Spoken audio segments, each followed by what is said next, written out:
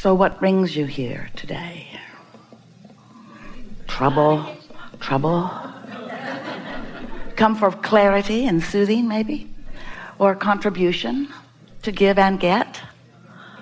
Sort of like a normal moment in life, yes?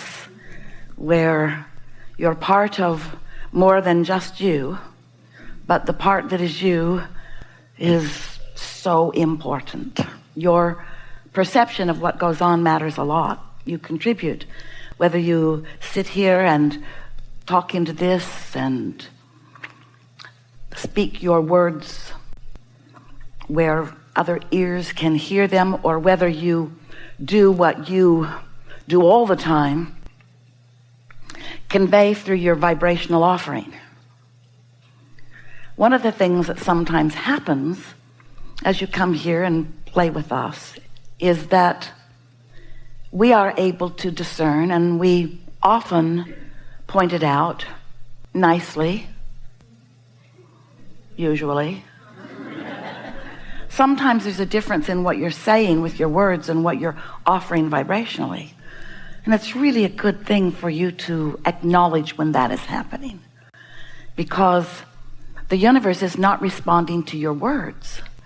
And sometimes you've become so accustomed to saying this and that about this and that, that you think that those words are more powerful than they are. And you're shocked when your children don't listen to you, when the universe doesn't respond to the words that you are offering. Sometimes you speak the words so often that you think that they are what you mean, when often they are the opposite of what you mean. Don't you know I love you? You shout at someone, and in that moment you're not loving them. You want to, and that's the thing that we want to point out to you about your words. Often you want your words to mean what they mean, but your words don't matter so much. It's what you are conveying vibrationally. And when you're able to, moment by moment, segment by segment, conversation by conversation, thought by thought, sort that out for yourself, where you begin to acknowledge what you are conveying vibrationally. In fact, only when you begin to own what you are conveying vibrationally can you do anything about deliberately creating your own experience. As long as you are letting your own words fool you, then you're going to feel like the universe is a mystery. I just don't understand why I'm getting this when I'm saying that. And so we want to remind you, we know you've heard it before, especially if you've been hanging around us at all, that there are two ways of knowing what your vibrational offering is, what your mix of vibrations is. One is by the way you feel, and the other is by how things are coming about.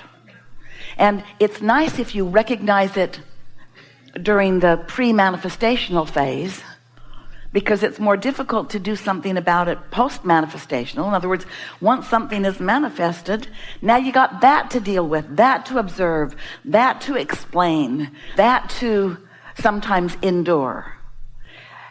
Mostly observe, though, because most of you offer most of what you offer vibrationally because of what you're observing. It's like you think reality is so real that it deserves your attention, and we get why, because the reality that you're translating through your physical senses, seeing it, hearing it, smelling it, tasting it, touching it, it is real, it is vivid, it is leading edge, it is something that is done, it is noticeable, it is seeable, it is gettable.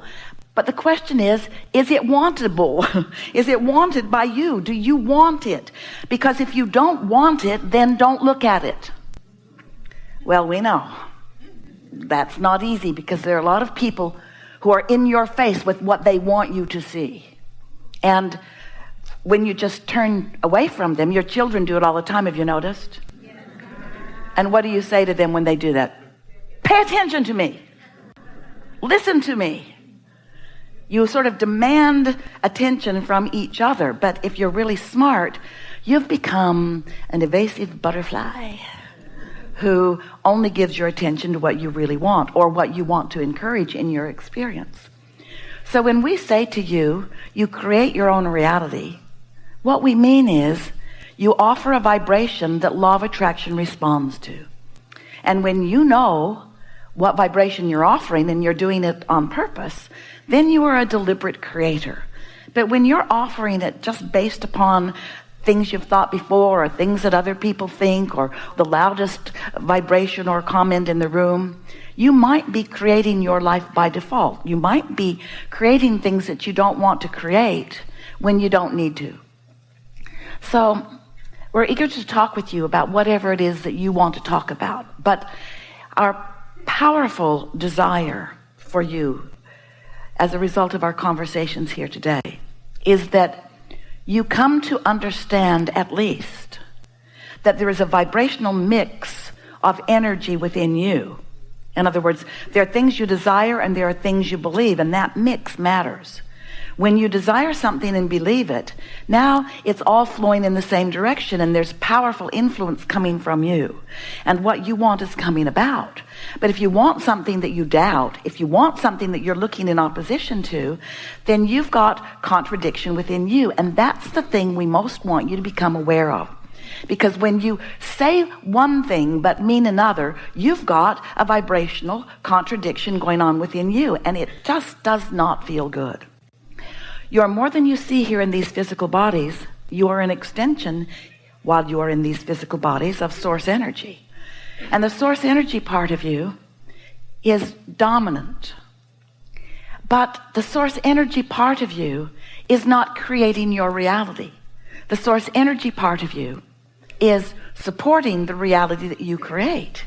You said when you made the decision to put some of your consciousness into this personality that is you, I will go forth into this physical world and I will explore and evaluate and come to conclusions and launch rockets of desire. And your inner being, that non-physical source soul God part of you, said, and when you do that, once life has shown you something that is of interest and importance to you, we will give our attention to that. And we will give our attention to that so clearly, no wobble in us. We won't focus on it but then wonder if you can do it. We won't focus upon it and then question your authenticity. We won't focus upon this desire that you've chosen and then talk to each other about how unlikely it is that you'll accomplish it. We won't badmouth your desire. We will never be unsupportive of what you are choosing, which means we may be different than you about the things you have chosen, because you do that all the time. I really want that, but am I capable? Am I worthy? I really want that, but is it the right thing for me to want? You are wobblers. And that's all right, because you are step oneers. Creative process, step 1, 2, 3, 4, 5. But step 1 is you sift and sort and you come to conclusions and you launch these rockets. Step 1 is you ask. And step 2 is source rides the rocket of what you've asked and is unequivocal about that forevermore. Step 3 is you line up with what you want and source is focus upon what you want. And step 4 is you just get really, really, really, really good at that. And step 5 is you step back into step 1, but you do it with the attitude that source feels when you step back into step 1. You revel in the perfection of you exploring contrast again for the purpose of more motion forward. Do you know what you usually do when you step back into step 1? Oh, I'm not good at this. Or, oh, this again. But if you could maintain the perspective that source has about you a little more often, you'd feel better. Things would go faster for you. You'd have more ease, and most of all, you'd have so much more fun in the creation of you, the creation of you. So you've been hanging around us for a while. You feel like you have a basis of understanding of what we teach? We're going to give you the short version of it. You create your own reality. You're offering a vibration all the time. Law of attraction is responding to that vibration. How do you like how you're doing? Now I'll give you a little longer version. You're the creator of your own reality. You offer vibration all the time. Law of attraction responds to your vibration. How do you like how you're doing? Doesn't really matter whether you like it right now, because you can change it that fast. It's just about your attention. But your attention, usually, you don't change that fast, because your attention is usually sort of kind of like the attention that you've been offering. That's what beliefs are. A belief is a thought that you continue to think. So do you know what you're up against, deliberate creative geniuses that you are? Do you know what you have to do? Do you know what your primary work is? A constant, steady reassessment of how well the beliefs that you have been holding or are serving you. Period. Not if they're true or not. If you believe them, they're going to be true. Everything that you believe, that you hold steady in your vibration, comes about. So the question is not, is it true? There's all sorts of screwy things that are true. Things that no one wants. Figure that one out. Nobody wants them, and you're creating them all over the place and then documenting them. This is true. We say, sure enough. But maybe that's not the question. Maybe the question would be better to be, is this truth that we keep regurgitating something that we want to continue to regurgitate? And if the answer is no, then you got to take your attention away from it, because there's no getting rid of anything. Do you know that? It's only attraction, only attraction, only attraction, only attraction, only attraction, only attraction, only attraction, only attraction, only attraction. If you're getting it, you're attracting it. You are attracting it if you're getting it. Esther's been listening to us for a long time. We've been spewing through her for a very, very, very, very long time. And not that long ago, days ago, just a tiny bit ago, she's getting something from someone that she does not want. And just for a momentary lapse in consciousness, she believed they were asserting it into her experience. And she's looking at them like, why would you do that to me? And then she remembered. Oh, it's only attraction. It's only attraction. But I'm getting something different than the words I say. Because the words you say are irrelevant. So if I'm getting it, I must be attracting it. I got to own that. Yuck. Sometimes it's hard to admit that you mean something that isn't nice, or that you wouldn't want to admit to. But law of attraction is not blaming you, it's just matching you. So if you've got something going on in your vibration, you're just going to see it and see it and see it and see it and see it and see it and see it. And then you know what you do as most humans, you say, oh yeah, the world's really full of this. We say, you're full of it. It's you that's full of it. If you're seeing it everywhere, it's active in your vibration. So then Esther would say, she's tried this on us for years. Abraham, I would like to phone a friend. I would like to be the one exception in all of the universe. I would like law of attraction to just give me this one anyway. Give me what I want, even though I'm offering a vibration in opposition to what I want.